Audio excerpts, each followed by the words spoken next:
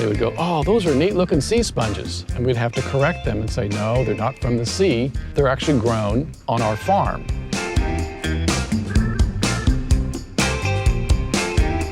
I'm Nathan Pauls, and my wife Sherry and I, we grow loofah sponges here in Reedley, California.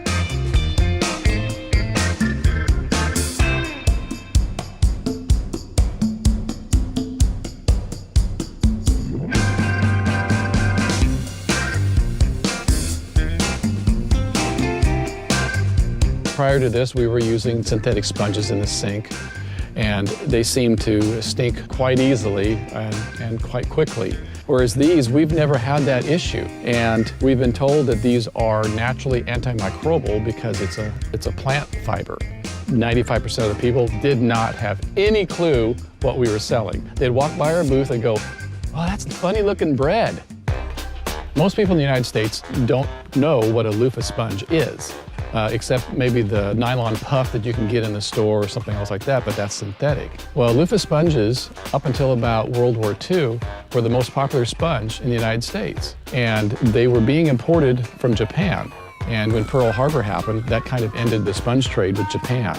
And since then, the United States has been manufacturing or synthesizing the sponge. And so we're hoping to bring it back. We got started on a fluke. My wife is a school teacher, and years ago, one of her student teachers brought her this, I'd called it an ugly gourd. She brought it home, and I said, well, what is this? She goes, I don't know. I thought, you know, I don't know what it is, have no clue, but I'll plant a few seeds. And we grew about 100 plants. We were giving it to friends and family, and everyone loved them. And so the next year we thought, you know what, maybe we can try to make a business out of it.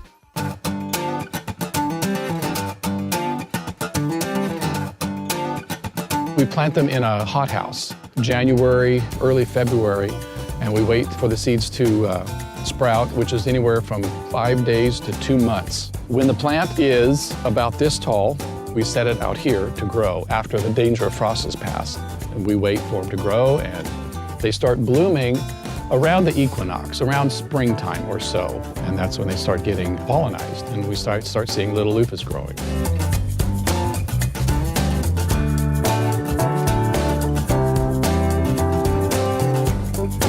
When the gourds are hopefully like this, but we may pick them when they're like this, we'll claw through the vines, and whenever we see one, we'll clip it with a clipper. There's about a month to month and a half time period that we go through every few days, searching for more gourds that have turned color. They're so light. Oh my gosh, it's like an instrument.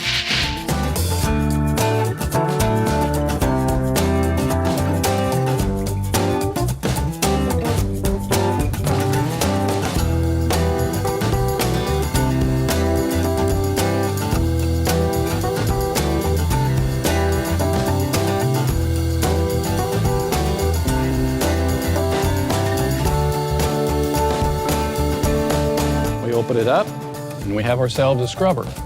You can have the heavy-duty part on the outside, and if you want to have just medium-duty scrubbing, you can roll it up, and you've got it this way. It's been a lot of fun trying to figure out how to actually grow a loofah to maturity and grow one that actually would produce a decent sponge. Sherry and I and Jessica, we just love doing this, and we love the fact that people are so surprised at our product and how we grow it. It's raining loofah seeds!